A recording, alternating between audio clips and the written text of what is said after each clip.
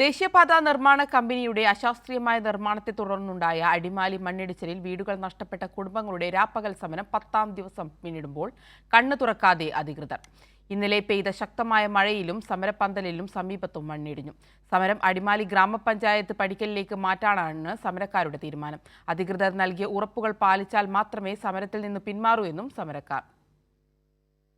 കഴിഞ്ഞ നവംബർ 25-നായിരുന്നു അടിമാലിയിലെ മണ്ണിടിച്ചിൽ ദുരന്തം. ദേശീയപാത നിർമ്മാണ കരാർ കമ്പനിയുടെ അശാസ്ത്രീയ മണ്ണെടുപ്പാണ് ദുരന്തം വിതച്ചത്. മണ്ണിടിഞ്ഞ് 9 വീടുകൾ പൂർണ്ണമായും 14 വീടുകൾ ഭാഗികമായും തകർന്നു. ഒരാളുടെ ജീവനും നഷ്ടമായി.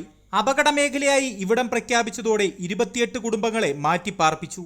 എന്നാൽ വാടക ഉൾപ്പെടെ അധികാരികൾ നൽകിയ വാഗ്ദാനങ്ങളൊക്കെയും കഴിഞ്ഞ 3 മാസമായി പാലിക്കപ്പെട്ടിട്ടില്ല. ഞങ്ങൾക്ക് അനുകൂലമായ ഒരു തീരുമാനം ആരുടെ ഭാഗത്തു നിന്നും ഉണ്ടായിട്ടില്ല. ഞങ്ങൾ ഇരിക്കുന്നതിന്റെ തൊട്ടു മുകളില് ഈ ഇന്നലത്തെ മഴയില് പുതിയൊരു വിള്ളലും കൂടെ രൂപപ്പെട്ടിട്ടുണ്ട്. ഞങ്ങൾ അതിൽ നിന്നും ഏകദേശം ഒരു 10 മീറ്റർ കാണുമായിരിക്കും. അത്രയും ഡിസ്റ്റൻസിലാണ് ഞങ്ങൾ ഇവിടെ സമരമോത്തി ഇരിക്കുന്നത്. ഇതെല്ലാം ഈ അധികാരികൾ കണ്ട് മനസ്സിലാക്കിയിട്ടും എന്തുകൊണ്ടാണ് ഇവരൊരു തീരുമാനം എടുക്കാത്തതെന്നാണ് ഞങ്ങൾക്ക് മനസ്സിലാകാത്തത്. ഞങ്ങള് ഈ സമരത്തിൽ ഇരിക്കാൻ തുടങ്ങിയിട്ട് ഇന്നത്തോടെ ഒരു 7ാമത്തെ ദിവസമായി.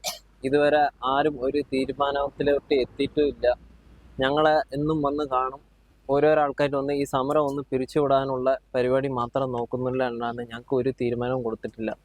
തൊട്ടടുത്താണ് ഈ അടിമാലി പഞ്ചായത്തുള്ളത്. അടിമാലി പഞ്ചായത്തിലെ ജീവനക്കാരോ അല്ലെങ്കിൽ പഞ്ചായത്ത് പ്രസിഡന്റോ സെക്രട്ടറിയോ വില്ലേജ് ഓഫീസറോ ഞങ്ങൾക്ക് വേണ്ടി ഞങ്ങളിവിടെ ജീവിച്ചിരിപ്പുണ്ടോ എന്ന് പോലെ അന്വേഷിക്കാൻ പോലും ഒരാൾ ഞങ്ങളെ തിരിഞ്ഞു നോക്കുന്നില്ല എന്നുള്ളത് വളരെ സങ്കടകരമായ കാര്യമാണ്. 9 കുടുംബങ്ങൾക്ക് പുറമെ മുഴുവൻ ദുരന്തബാധിതരെയും ഉൾപ്പെടുത്തി പുനരധിവാസം സാധ്യമാക്കുക, വാടക കുടിശ്ശിക ഉൾപ്പെടെയുള്ള ആനുകൂല്യങ്ങൾ സമയബന്ധിതമായി കരാർ കമ്പനി ലഭ്യമാക്കുക തുടങ്ങിയ ആവശ്യങ്ങളുമായി കഴിഞ്ഞ 10 ദിവസമായി മണ്ണിടിച്ചിൽ പ്രദേശത്ത് തന്നെ കുടുംബങ്ങൾ സമരം തുടരുകയായിരുന്നു. തങ്ങൾ വോട്ട് ചെയ്ത് വിജയിപ്പിച്ച ജനപ്രതിനിധികൾ ആരും തങ്ങളെ തിരിഞ്ഞു നോക്കിയില്ലെന്നും സമരക്കാർ പറയുന്നു.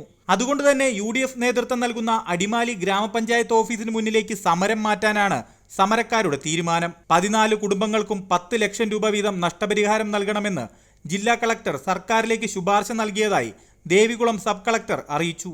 കൈരളി ന്യൂസ്, ഇടുക്കി.